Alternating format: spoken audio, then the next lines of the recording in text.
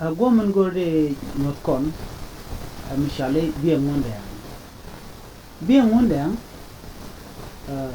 jen akel mishi titin kistur no con wari. De con go to Biee ngundeng ngu share the mokaje, ke paramit and down and keje. And when we share can kaje. Why? Can I con Egypt? She can guard this well, she can call a jack at Ameda. How con te con wari, to con ke paramit, Michelle ke dung jijef. A good to historical background. Mishikon and Najo Bocone. Key and ngundeng, the Giana Walter Kijif. Come show Kijif, way the Kijif, Kishube the Kijif. They call an table, and no conchu con moon Egyptianity, a banner cut Michiganamo, Banajo Nunton. Key con ngundeng at the dome. Make con or two and ngundeng, down a year. A la chachu dab, Roji Ken. And go with idea monongtin idea koto, there take a Biee ngundeng, catchable to water to con care paramit, Mila dung Egyptian, Michet and a gen Biee ngundeng, connection dear no. Medina Jana.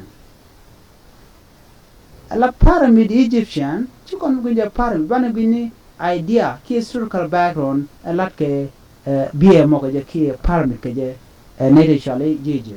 Like con Egyptian and chicken guard ko chicken galadija. Chicken Israel, chicken ke Jews, chicken ka le local panken ka slave ka ke chicken ka yako baka la kin ke jam ke. Con chicken te dan matinum guade dan o let con edit te chito let con ka jeg let con na. Mo da ngoten tamo lo jen right ka con ne ko da tele con mat kam no con lo ko dan ka ro dan. Ngum to ka con.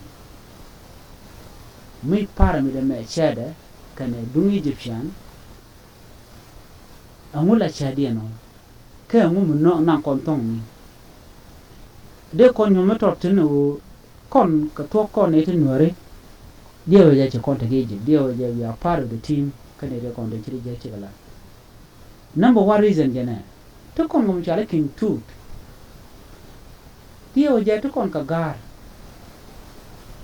gar kon ti Titi, no the joke con part of Egypt, Katamida. Teach a lot of strong people, kine, to char, to point in Changam intelligent, to barbar. So Janisha to go to Chaudo Mo, Mataka Garo, Cha Turniki, Kaja to go to ngundeng, take a beer. Ka beer the boss share can I be a dante cage. Catch a con take king tooth, no bubba cage. I only her Michikon ngaja kon etina toga idi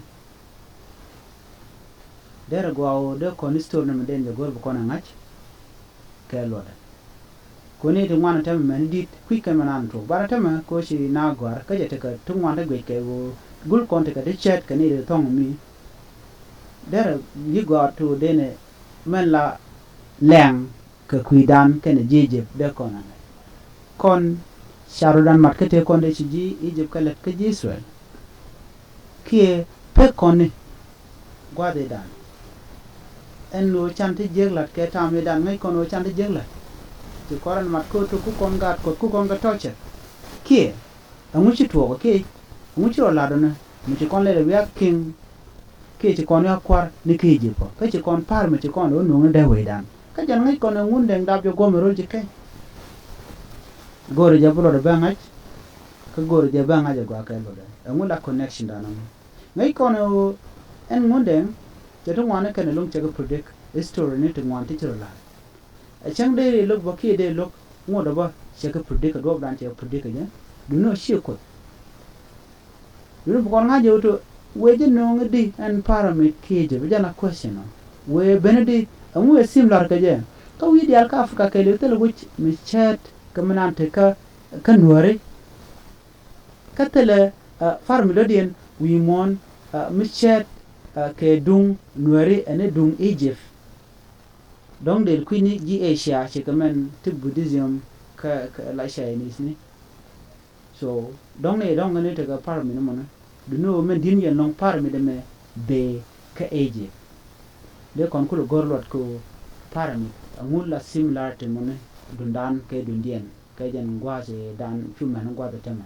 ke reason dien mo gor kon de kon pel ga jen culture me ko mi culture mo dong ci kon te je la die me dan ci kon gat ko dong ci kon kala de pele de ci kon de longot ko mu kon promote kon tam mu ko do promote ci mu ko kon te ko de ngundeng ka jen ci kon te ci lot ci kon nen ke tame dan cha ji je shakalam ko ci ke gal so kan la de kon go de ko dan wo tene de ndobo mo kel mo de kon goro bani jangach ka do brande kon ne so shilole te do ko yendong linga manan le roda na gor kon ngai kamugwa ngai mugwa jenda na gor kon so goro jin bi mandana le roda ka queen wari bi goro bi ngach bi mandana de jilin gaje o kon gor kon we mo bana ngwan bana ngai kaje bana istur bana ngai kaje be konne ko konne ke ngupen kon mado me madan me gulle pen me gulle to ka jen